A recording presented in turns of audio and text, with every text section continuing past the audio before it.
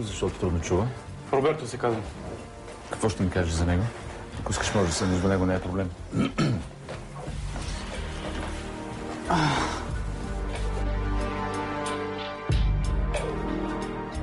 Може ли ръката? Ръката да си дадеш тази.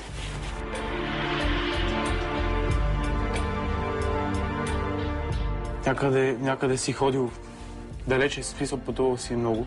43-та година, за 45 дена ме направя шофьор. Някакви къщи си ходил. Пътувал при някакви къщи, някакви хора. Да. Ти си помагал нещо. Помагал си. Имаш момиченце. Моята жена имам 2 момичета. Жената не мога да усетя толкова добре, макар че визуално я виждам. Като на младиния виждам тъмна коса, дълга. И тя като тебе синок. Да. Да, синок. Знаеш ли какво има тук?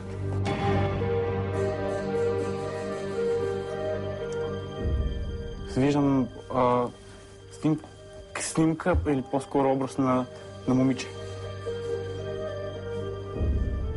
Тук има едно писмо.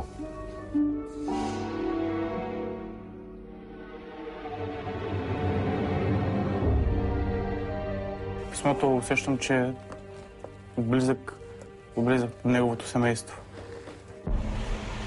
Първоначално видях, че е жена.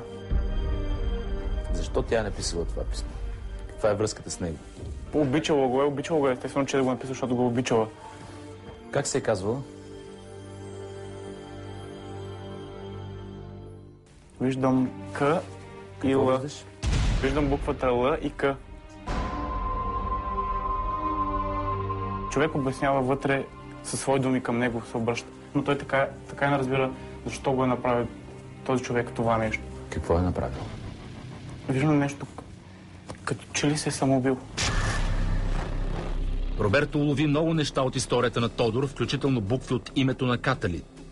Той обаче не успя да усети причината за голямата му мъка и грешно предположи, че става въпрос за самоубийство. Следваща е най-устатата сред участниците в предаването – Василка. Българин, живял тук преди 9 септември, избягала зад граница. Вие в Америка ли живеете?